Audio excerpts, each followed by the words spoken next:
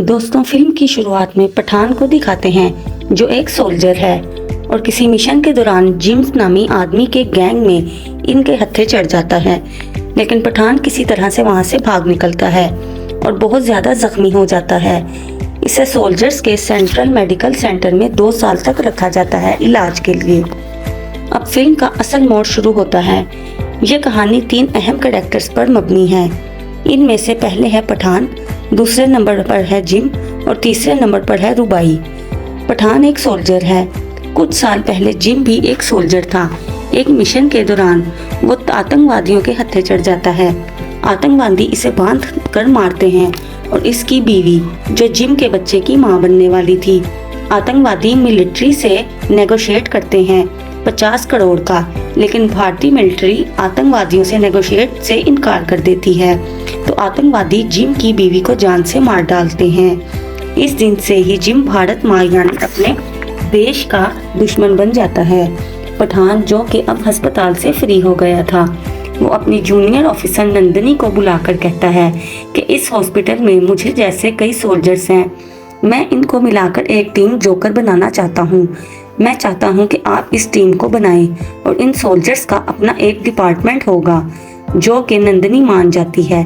लेकिन senior officer Luthra कहता है कि ये लोग क्या कर सकते हैं, ये टीम अंडे के छिलके की तरह कमजोर है।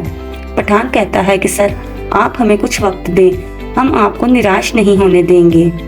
इस तरह टीम जोकर बन जाती है। पठान की माफिया हर जगह थी।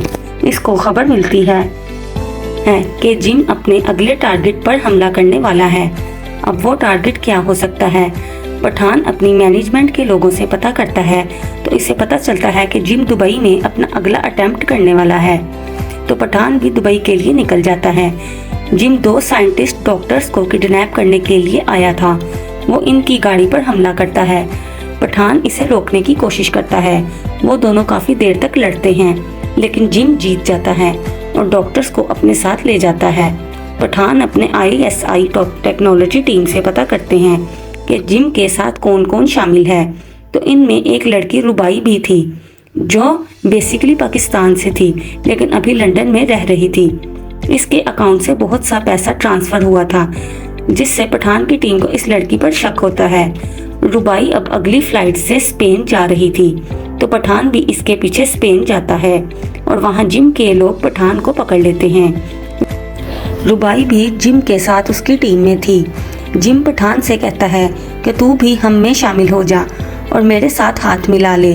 जिम कहता है कि मैं रक्त बीज हासिल करना चाहता हूँ, इस काम में मेरी मदद कर। पठान इसे साफ इनकार कर देता है। तो जिम रुबाई और अपने साथियों से पठान को जान से मारने का हुक्म देता है और वहां से चला जाता है। जिम के लोग पठान पर हमला करते हैं, लेकिन वहीं पर रुबाई पठान को बचा लेती है और पठान के लिए गोली भी खाती है। पठान इसे पूछता है कि तुमने मेरी जान क्यों बचाई? रुबाई कहती है क्योंकि तुम काफी हैंडसम हो, इसीलिए। रुबाई कहती है कि जिम रक्त बीज खरीदना चाहता है, जो कि एक वायरस है जिसके फैलने से करोड़ों लोगों की मौत हो सकती है। इससे पहले कि जिम वो वायरस खरीदे, हमें वो रक्त बीज चुराना होगा। रुबाई के अब्बू पाकिस्तान में जर्नलिस्ट थे, जिन्होंने अखबार में कुछ शाया किया, तो आर्मी टीम ने इन पर काफी तशद्दुद किया। अब रुबाई और पठान मिलकर रक्त बीज को चुराने का प्लान बनाते हैं और इसे किसी महफूज जगह पर रखना चाहते हैं। पठान और रुबाई मिलकर रक्त बीज को चुराते हैं और ऐन चोरी के वक्त रुबाई पठान को धोखा देकर भाग जाती है और वो रक्त बीज जिम के पास ले जाती है। दरअसल जिम ने ही रुबाई के साथ मिलकर ये सारा प्लान बनाया था।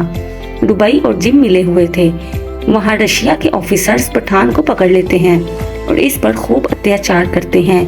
पठान को रशिया की किसी जेल में शिफ्ट करने के लिए ले जा रहे थे कि पठान को बचाने के लिए इसकी टीम नंदनी टाइगर को भेजते हैं। टाइगर वहां आकर पठान को बचाता है।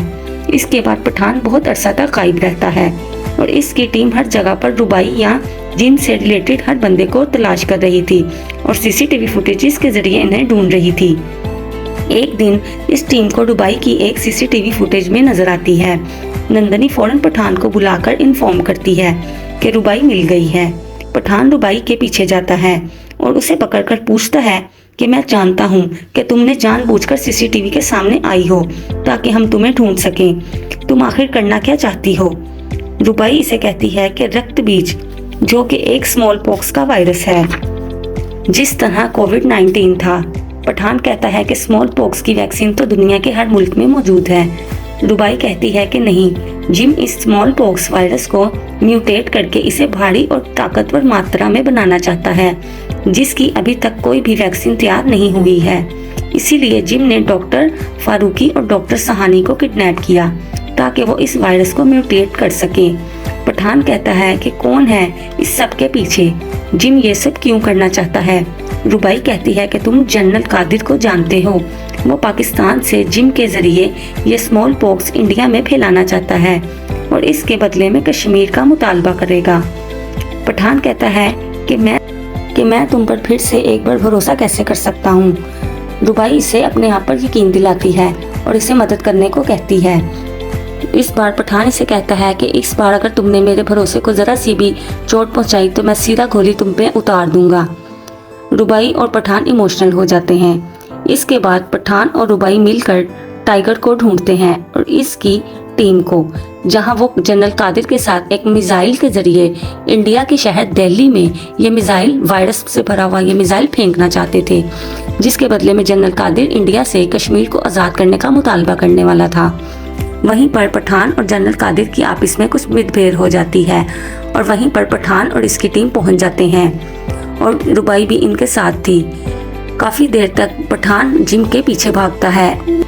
काफ़ी दूर तक जाने और लड़ने के बाद आखिरकार पठान जिम से वो वायरस ज़ाया करवा देता है और एक पहाड़ी से नीचे फेंक देता है, जिसको आग लगने से वो तमाम वायरस ज़ाया हो जाता है और वहीं पर जिम पहाड़ी से नीचे गिर जाता है, जिससे उसकी मौत हो जाती है और पठान जीत जाता है।